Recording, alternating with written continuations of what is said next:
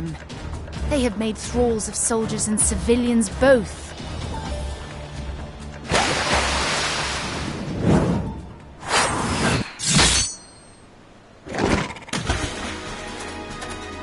Did I miss much?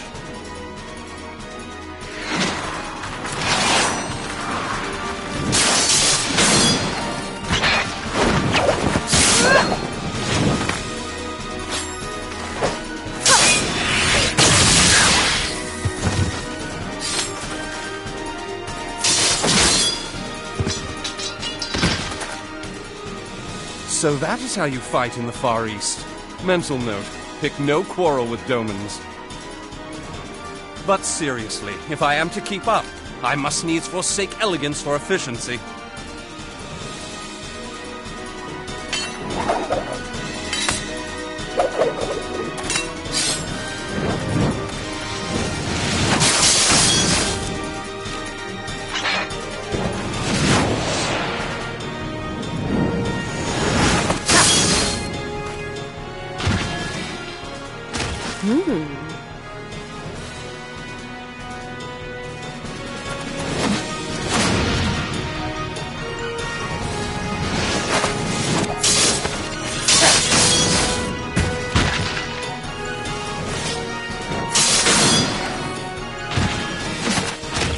To the Aetheryte!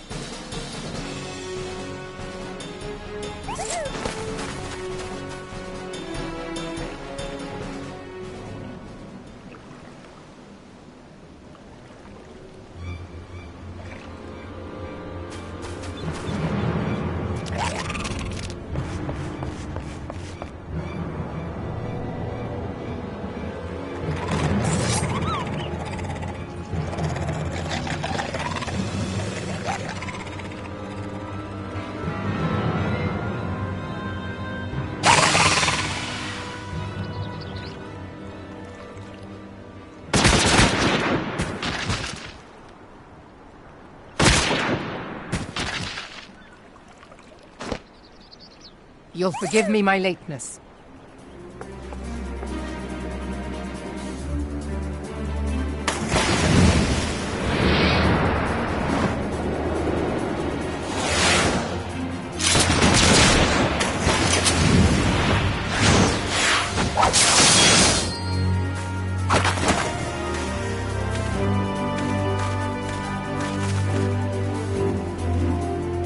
I've been something of a liability of late, I know.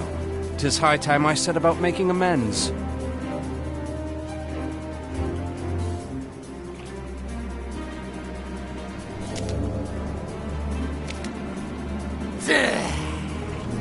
Long have you shriveled swordwalkers tormented our kind. But no more! Your time is at an end! You shall perish with salt in your wounds and sea in your lungs.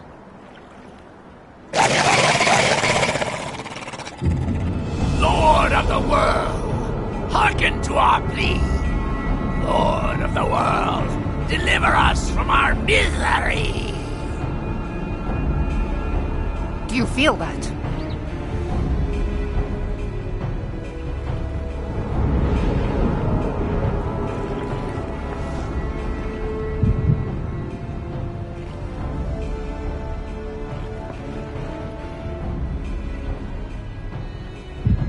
I know this sensation. It's the echo. What?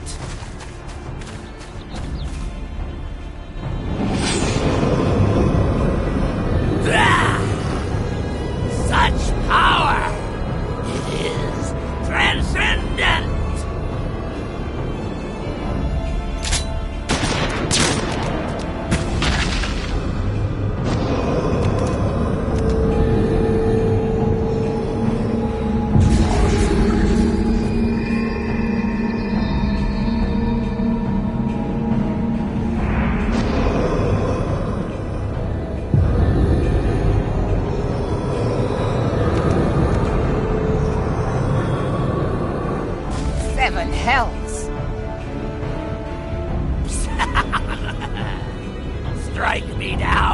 will. It is futile! I have mastered the gift! I am eternal!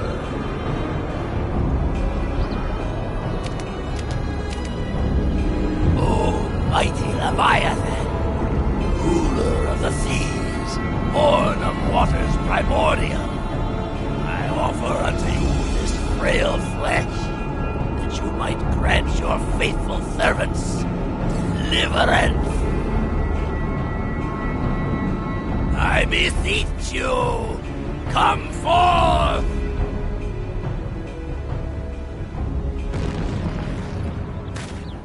Die, damn you!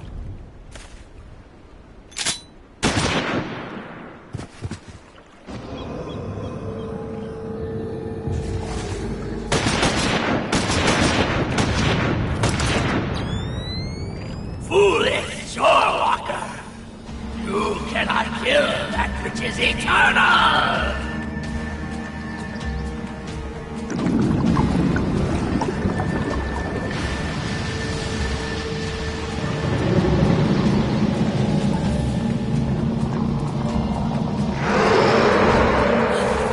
Heavens forfend.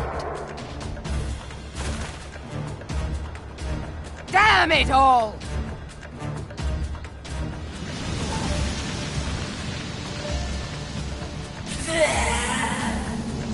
My being ebbs away.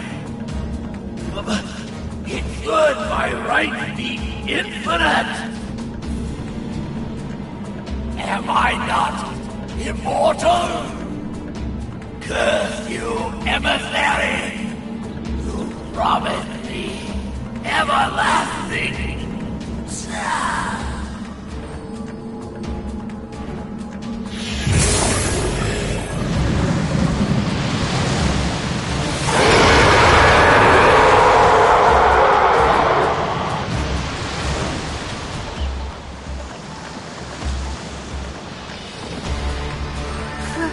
Where did he go?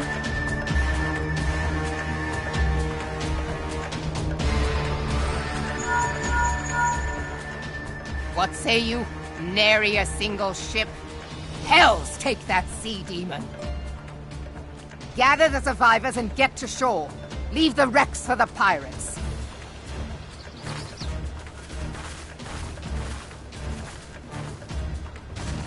Leviathan wastes no time. The diversionary squadron is lost. For a mercy, 'twould seem the Primal now makes for open sea. But why does he not press his advantage? Unless... God save us! He means to unleash a tidal wave!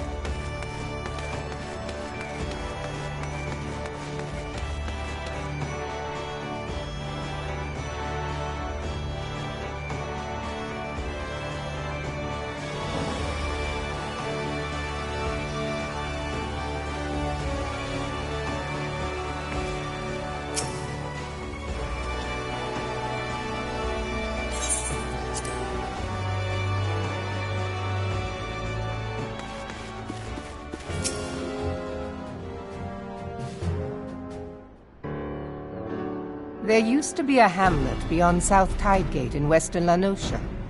Hearthstone, it was called. Some years prior to the Maelstrom's founding, Leviathan rose from the briny depths and set about unleashing watery hell upon us. On that occasion, the Company of Heroes put him down before he could do too much damage. But when the bastard came next, this time in the wake of the calamity, we were not so fortunate. Weary of ravaging our shoreline, he summoned a tidal wave which fair leveled Hearthstone and washed the soil away for good measure. The area was subsequently occupied by the Sahagin.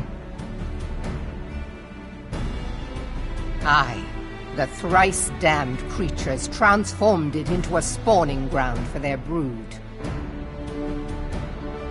Given the quantity of crystals stolen to feed him and his legion of thralls, we can be fairly sure that Leviathan is stronger now than in his previous incarnations.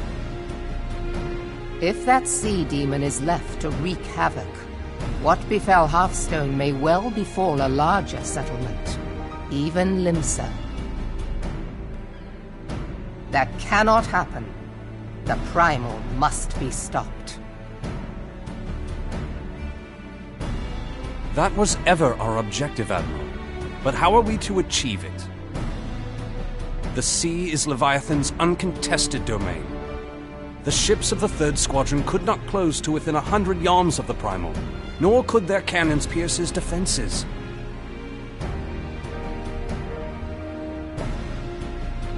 I have read the reports, Master Thancred.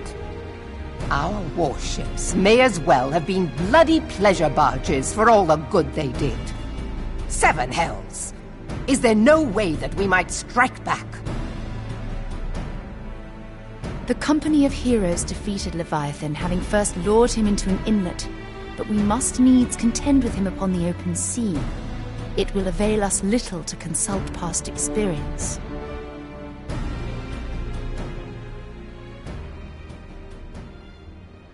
Admiral, if I may. Speak freely, Marshal. By all accounts, Leviathan's most formidable weapon is the very sea itself. Waves and whirlpools, tides and currents, all these things are his to command. The key to victory, I believe, lies in disarming our foe.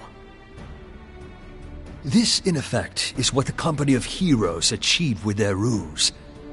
We cannot lure Leviathan from the sea a second time.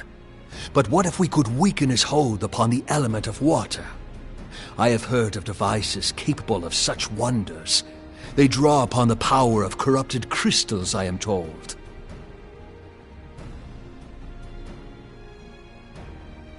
If mounted upon a ship, such a device might be used to prevent Leviathan from bringing the full force of the sea to bear against us, rendering him no more dangerous than any other sea serpent.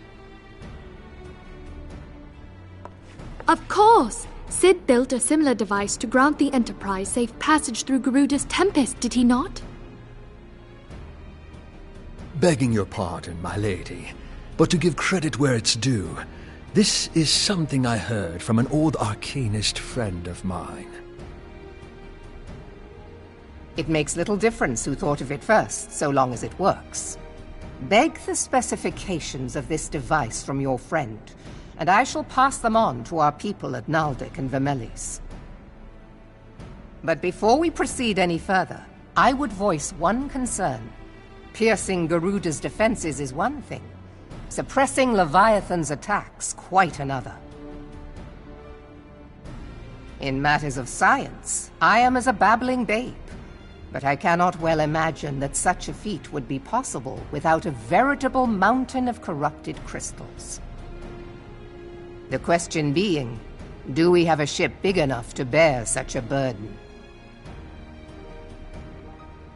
Mayhap not, Admiral, but two might. Recall you the tale of Mistbeard's greatest haul? It is said that he lashed 2 ships together, Side by side, the better to bear his plunder. By your leave, we might attempt to repeat the trick. The gods know it would be quicker than building a new vessel. Mistbeard did this. Truly, Marshal, upon the subject of the Pirate King, you are as a scholar. Now, from what I have gleaned of these matters, the device will need to be in close and constant proximity to the target. To wit, we must lash our twin vessel to Leviathan. This in itself will be no small feat. Ramming speed will be required, but given the weight of the cargo, that will only be attainable with the aid of a towing vessel.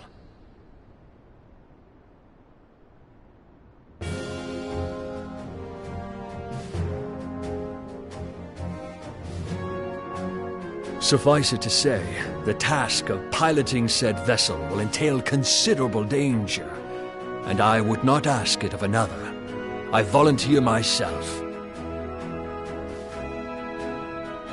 Will be dangerous for all involved, but we have no better recourse.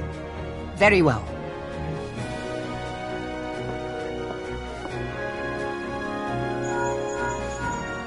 Commodore, assemble the remnants of the fleet at Morabee Bay.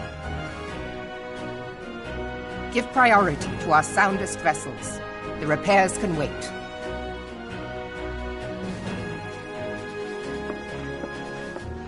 Storm Marshal Slafierson, command of the operation is yours. I want that twin vessel ready to sail post-haste. At once, Admiral.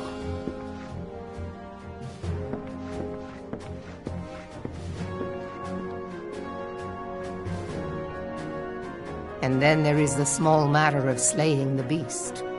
The fate of Limsa rests upon your shoulders once again. Go well, warrior of light.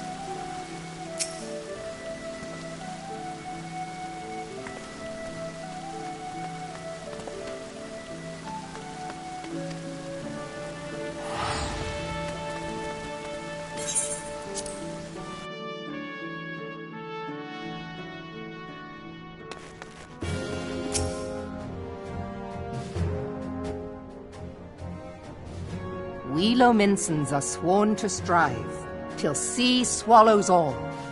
And swallow all it would have, had Leviathan prevailed.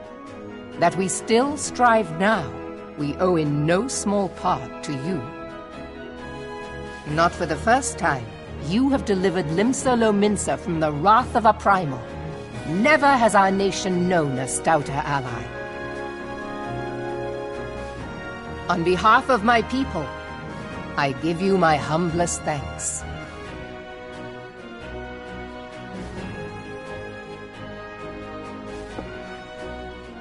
'Tis meet that I give thanks to old Mistbeard, too, for his fine solution. Whatever else he may have been, 'tis clear he was a resourceful soul. Would that I had a man like him in my service.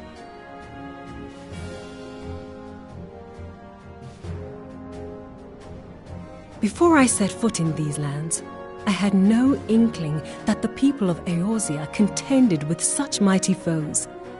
Suffice it to say, their existence came as something of a shock, as did the idea that they could be defeated. This experience has served to remind me of the vastness of the world, and the boundless potential of man. Though I am but a refugee in this realm, I would fain be of use to you in your fight. Know that I am tutored in one of the foremost combat arts of the Far East. It may seem outlandish to the Eorzean eye, but should any of your people care to learn, I would be pleased to initiate them. And I will see to it that they are grateful. I have no doubt that your knowledge and skills will serve us well. Besides, your art is not so outlandish as you think. Would you not agree, Master Thancred? Naught escapes your searching eye, Admiral. Few are privy to this information, but Limsa Lominsa is home to a certain secret fraternity. Its members are trained in a form of combat not unlike your own. By my judgment, it should not be beyond such individuals to adapt to the techniques I witnessed you employing with such admirable deftness. I am heartened to hear this. I too noted a kinship between your style and mine own, though it seemed to me that you fought differently in the beginning. I suppose I did. What can I say? I'm a man of many talents. Though you may labor to believe it, Thancred was once something of a scoundrel who fraternized with the criminal class in these parts. Yestola! You jest, of course. But for a chance encounter with Alphino's grandsire, he might never have left Limsa Lominsa, or received an education in Sharlayan, or or taken up his post in Uldar, which is where he trained in the blade, lest you wonder.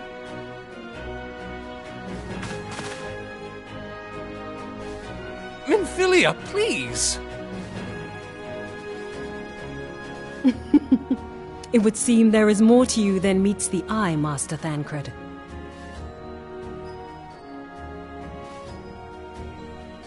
Lady Yugiri, I am told that you and yours came to Eorzea seeking permanent resettlement, and that many domins have since been engaged as frontier hands at Revenant's Toll.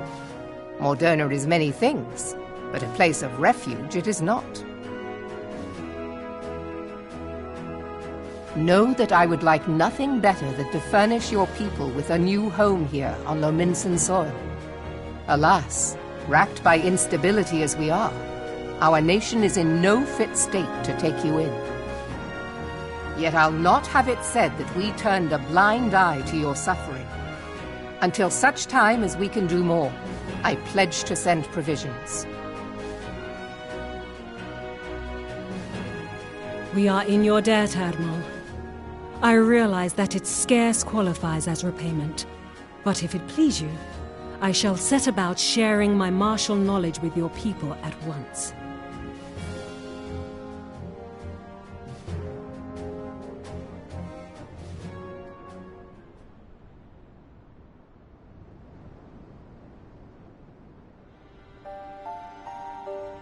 You wished a word in private.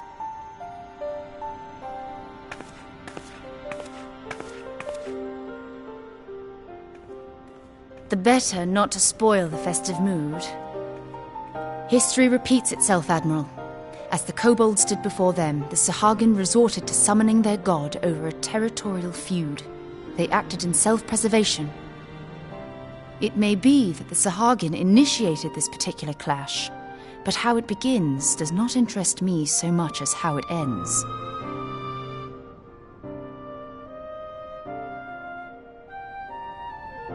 I have not forgotten our conversation, Y'ashtola. I am aware that man bears part of the blame for the Primal's existence. Nor am I ignorant of the Sahagins' reason for acting. They sought to secure a place to breed and multiply that their kind might survive. Self-preservation, as you say. But we have as much right to live and thrive as they. If our own survival is threatened, are we to lay down our arms and welcome oblivion? Nay. And so you kill, that you might live. Yet if living is a right, then that right belongs to all peoples, be they men or beastmen.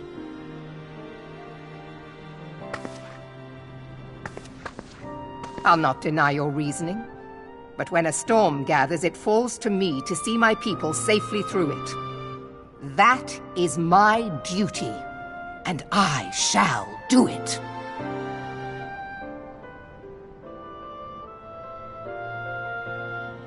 As must we all, Admiral.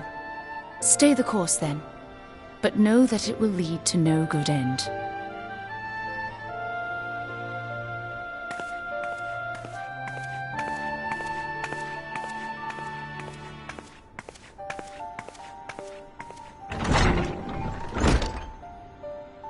Man has ever put himself first and foremost. To justify his actions, he clads himself in the armor of righteousness, though it be a fancy of his own making. In this, mayhap the Garleans and we Domans are not so different.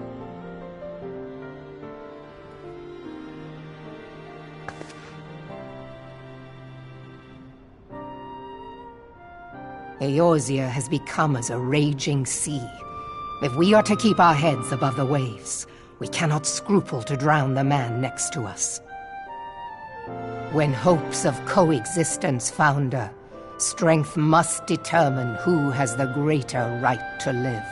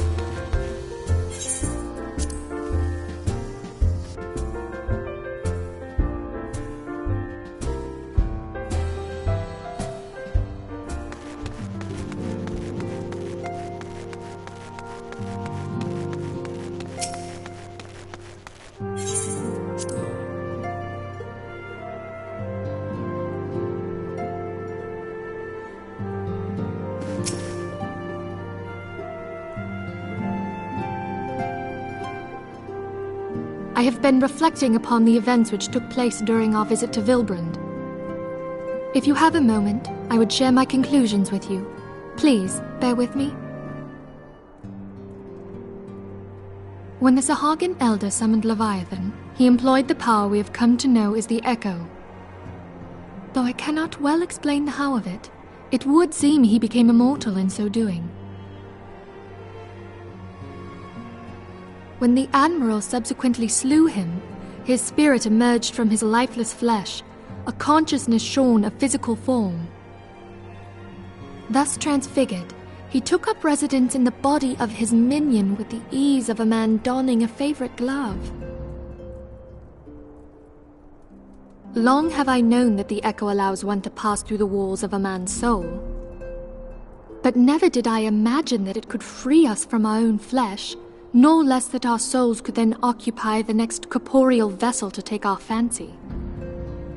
It was of this that Elidibus spoke, an existence which knows neither cessation nor oblivion.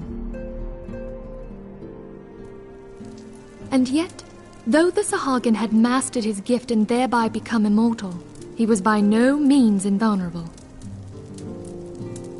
As we both bore witness, he was ultimately absorbed into Leviathan. And the import of this observation? If the Ascians' mode of existence is indeed the same, it can be inferred that they too are not invulnerable, that they can be destroyed. There exists a legend which tells of souls who are reborn upon the cusp of each umbral calamity, that they might stay the encroaching darkness. To most, it is but a fairy tale, yet recent events have given me cause to wonder, could the legend in fact refer to the Echo? Much and more yet remains unknown, but I am confident that all will become clear in time. For the present, however, what matters is that the key to defeating the Ascians may at last be within sight. With Urianger's aid, it is my hope that I shall fathom this matter ere long.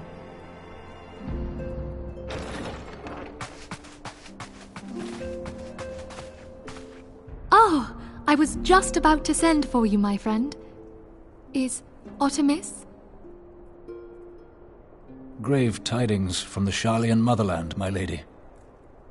It doth concern our distant allies, the students of Baldessian. What of them? My lady, the Isle of Val, which for many years hath been the Order's home, is no more. No more? Whatever do you mean? I relate only that which hath been conveyed unto me by our agents. An etheric wave of the highest magnitude was recorded in the region. Soon thereafter, 'twas observed that the isle had ceased to be. 'Tis postulated that a magic was evoked, like in power to Ultima. 12 preserve.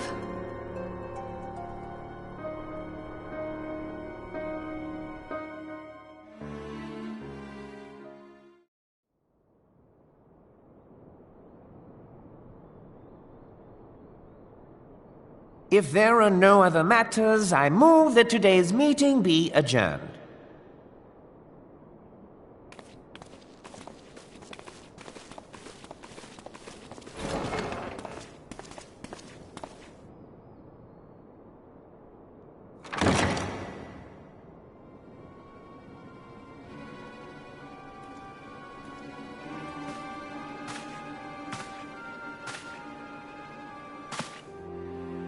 It is done, my lord. Forgive my impertinence, my lord, but these orders, I am uncertain as to what end they serve.